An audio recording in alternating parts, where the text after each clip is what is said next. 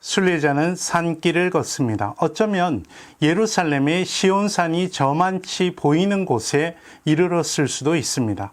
또는 순례자 둘레에 여기저기 솟아있는 산을 보면서 시온산을 떠올렸을 수도 있습니다. 어쨌거나 순례 여정 가운데 자연 속에서 하는 묵상은 이제 산을 소재로 이어갑니다. 시온산은 순례의 목적지인 예루살렘 성전을 뜻할 뿐 아니라 여호와 하나님의 임재 자체를 상징한다고 볼 수 있습니다. 의지한다 라는 말은 신뢰와 의존의 뜻을 동시에 담고 있습니다. 존재의 모든 근거를 여호와께 둔다는 말입니다. 그런 사람이 시온산과 같다라고 하는 말은 여호와의 임재를 경험한다는 말이 아닐까요? 산이 언제나 그 자리에 있듯 변함없이 제자리를 지키고 있을 것이라고 말합니다. 이곳저곳에서 공격받아 생채기가 나고 여기저기를 향해 가시를 세울 수밖에 없는 삶의 여정 가운데서 한결같은 삶을 사는 비결이 무엇일까요? 그것은 스스로 생채기를 긁고 가시를 만지며 아픔을 곱씹는 것이 아니라 여호와를 신뢰하고 의존하는 것이다. 이렇게 말합니다. 마치 앞선 시편에서 덫에 걸려든 새가 스스로 덫을 부술 수 없는 것과 마찬가지입니다. 모든 문제의 해결은 자신을 들여다보고 여호와 앞에 내어놓은 뒤에 평화로 채우는 데 있습니다. 평화를 잃은 사람은 온 누리를 평화롭게 만든 창조주를 신뢰하고 기대는 데서만 평화를 되찾을 수 있습니다. 순례자는 시야를 넓힙니다. 산은 언제부터 거기 있었는지 알 수 없습니다. 또 언제까지 그 자리에 있을 줄도 알 수 없습니다. 확실한 것은 늘 제자리에 있다는 것입니다. 게다가 예루살렘 곧 시온산성이 난공불락의 요새였던 것은 겹겹이 이어진 험준한 산세 때문에 쉽사리 접근할 수 없었다는 점이 주된 이유였습니다. 순례자는 겹겹이 이어진 주위의 산세를 바라보며 또 예루살렘 주위에 둘러선 산들을 그리며 여호와 하나님의 임재를 느낍니다.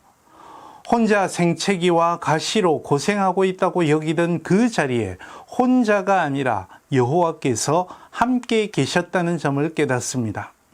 피조물인 자신이 창조주인 양 온 세상의 모든 일을 제 손으로 주물러야 적성이 풀릴 것 같은 욕심에 사로잡혀 있었음을 깨닫습니다. 창조주는 산들을 늘 그 자리에 세워두신 것처럼 자신의 존재도 피조물로서 있어야 할 제자리로 이끌고 있으시다는 점을 깨닫습니다.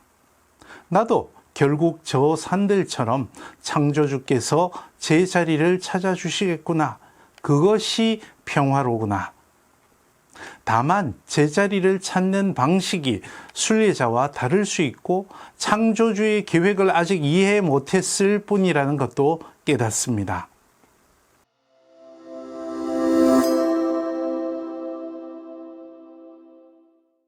3절부터 5절은 정반대의 개념들이 서로 대립하고 있습니다. 여기서 우리는 의롭고 선하게 마음을 올곧게 하여 삶을 살아가고자 하는 순례자의 현실과 바람을 읽어낼 수 있습니다. 3절은 순례자가 부닥친 현실을 반영합니다. 여기서 지휘봉이라고 한 것은 왕들이 들고 있는 호를 뜻한다고 보는 것이 일반적입니다. 그리고 몫의 땅이라는 표현은 옛 이스라엘의 땅 소유 개념에서 비롯한 말입니다. 이 낱말은 옛 이스라엘이 가나안 땅에 들어와서 지파대로 땅을 나눌 때 쓰던 제비를 일컫는 말입니다. 제비를 뽑아 땅을 나누었던 것은 대대로 땅은 하나님의 소유라는 생각이 바탕에 있었던 데서 비롯하였습니다. 그러던 것이 그런 땅을 가리키는 대로 쓰임새가 넓어졌습니다. 그런데 3절에서 말하는 순례자의 현실이 어떻습니까? 악한 사람의 지배권이 의로운 사람의 땅에서 세력을 미치고 있습니다. 형태는 다양할 수 있습니다. 하지만 어떤 경우든 부조리한 상황이 이 구절에 반영되어 있습니다. 더욱 슬픈 현실은 의롭게 살고자 노력했던 이들마저 불의한 일에 손을 내뻗을 위기에 이르렀다는 것입니다. 먹고 살기 위해서 어쩔 수 없이 굴복할 수밖에 없는 서글픈 현실에 눈물이 배어 있다고 볼 수 있겠습니다.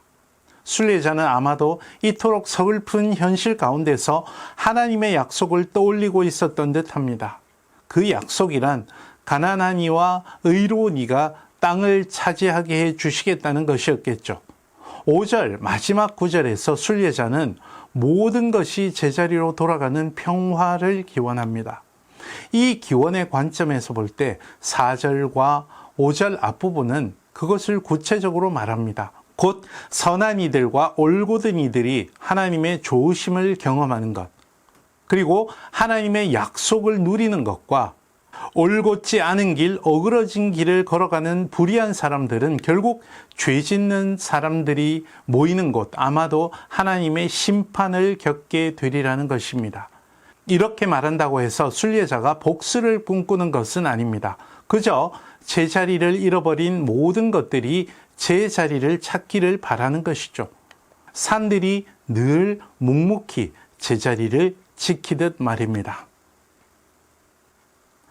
오늘은 여기까지 하겠습니다. 고맙습니다. 다음 시간에 또 뵙겠습니다.